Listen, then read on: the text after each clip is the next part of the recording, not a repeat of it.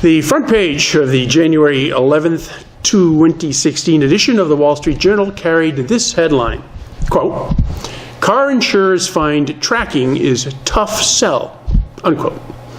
Well, got my attention, so I decided to look into my car insurance again to see what was happening at USAA. Went to the website and called up my insurance documents. I wanted to compare my costs with the averages across the country and to see if USAA was offering to put a tracking device in my car. Nope. So the issue here today is going to be privacy. Now, car insurance is all about risk. If an insurance company wants to stay in business, it has to issue policies that bring in more money than they have to spend on costs, claims. Over time, these astute statisticians used age, gender, car type, and driving records, tickets and crashes, to set rates.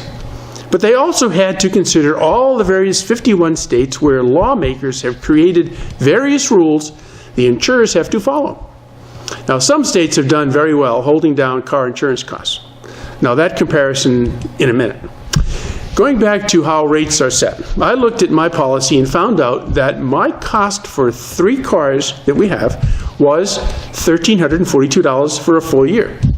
Now, that didn't seem so bad considering what it was when I had 3 kids on the policy.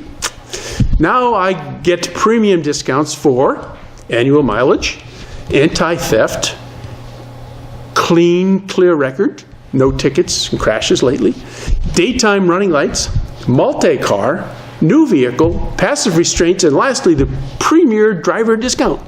Yep. In the jargon, my wife and I are preferred risk customers. You want to be that versus standard or worse yet, non-standard, the high-risk crowd. So I save lots of money under the current rules.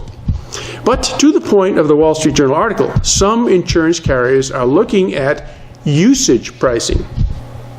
They want to put the computers of this world to use monitoring your actual driving. There are now sensors allowed by car owners that track the actual usage of the vehicle. Some are attached to the car, others are smartphone apps that use GPS links to watch over the car. Your driving day is monitored and stored for use by the insurance companies. Now, the owners currently have to agree in hopes that their wonderful driving will result in a reduction to their insurance costs. Some prognosticators have stated that over the long term, this process is inevitable. So, quote, privacy will be shifting from being a right to becoming a good that is purchased. I wondered what the companies doing this have found out about our driving. Now, here are a few things that I found out. By checking credit histories, the insurers have come to understand that financially responsible people are better drivers. A mile driven at 2 a.m. is, in general, 4 or 5 times riskier than one driven at 7 a.m. Drivers that slam on their brakes more than 8 times every 500 miles are 73% more likely to get in an accident over a 1-year period.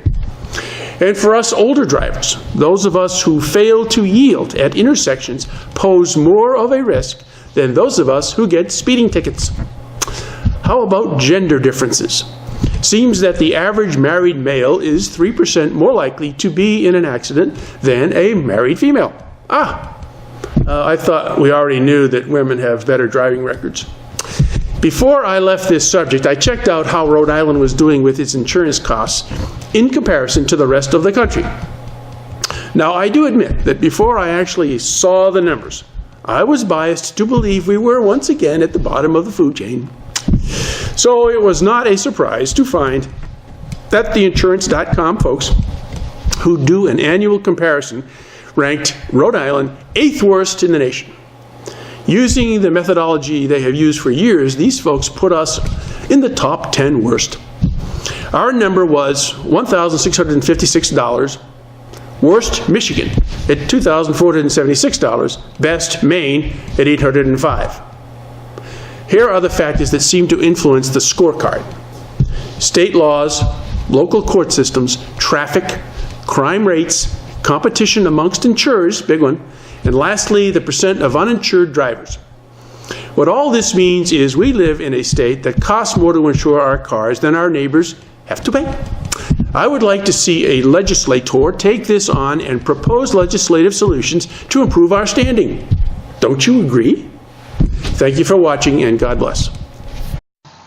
Find us on Cox Channel 15 or Verizon Channel 34, Saturday at 4 p.m. or Sunday at 10 a.m. Find us on the web at www.gatsbyproject.com/Common Sense Rhode Island. Like us on Facebook at Common Sense RI, and follow us on Twitter at @Common Sense RI.